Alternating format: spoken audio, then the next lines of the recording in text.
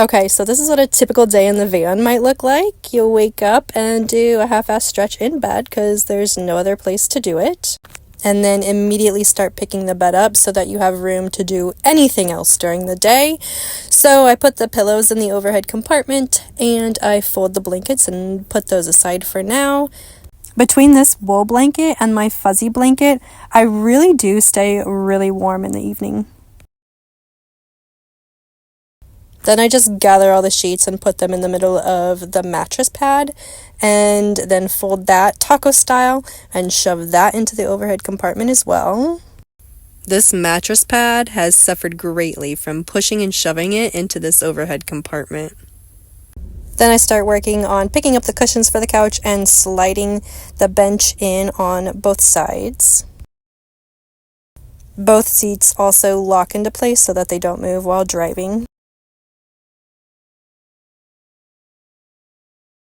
And then I replace my kitchen table / desk for future use. And then we're good to go. I then start making breakfast. It's not always a hot meal in the morning. Sometimes it's cereal, sometimes it's yogurt. It just kind of depends on how much time I have for the day, how hungry I am, and if I have enough propane to cook and heat my van for the evenings. That determines whether I have a hot breakfast or not. But this morning I plan to have some eggs. Once I decide to get the cutting board out, I typically just go ahead and meal prep everything that's in the fridge because it's much easier to make a mess once and clean that all up and then just use the ingredients throughout the week than it is to try to cut this every time. And I must say, I'm an electric stove type girly, so I am not used to cooking on gas. And to be honest, it kind of frightens me. I don't like the open flame in such a small space. And it is a good thing how sensitive my smoke detector is in here, but also, it goes off at the drop of a hat, so any little bit of smoke that I have, it definitely went off here for sure. But practice makes perfect and I'm getting better. So we just add all the ingredients to the pan here and look at that beautiful omelet. Put a little huckleberry jam on that toast and dive in. And we drink lots of tea in this van. I cut out the boring part of cleaning up, but we're going to get right to the adventure, so we drive to our adventure spot. On this day, it was cold and rainy, but we still got to hike through some volcanic ash and rubble. After adventuring, we come back to the van and make some lunch. And again, this is a heavy meal prepping day, so there's lots of cooking so that I can just coast the rest of the week. But these tacos were amazing. Then there is always some type of chore to do. On this particular day, it was emptying my cassette toilet. So let me walk you through that process.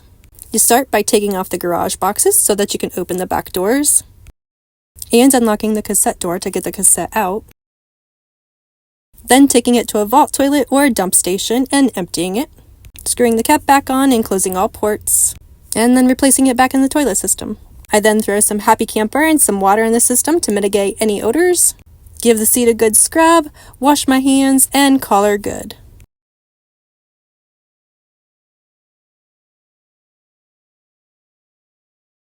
I then do it all in reverse, close the back doors, and replace the garage boxes and the locks.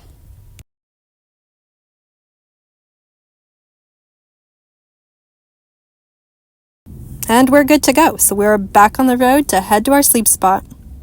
Once there, we get checked in if we need to. We start putting our window coverings up, start getting prepped to cook dinner, and work. Sometimes I get the privilege of cooking dinner over a fire. And working outside in nature is the best.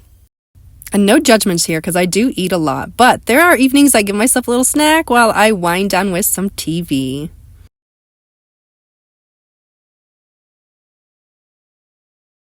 And that completes a day in van life. Good night.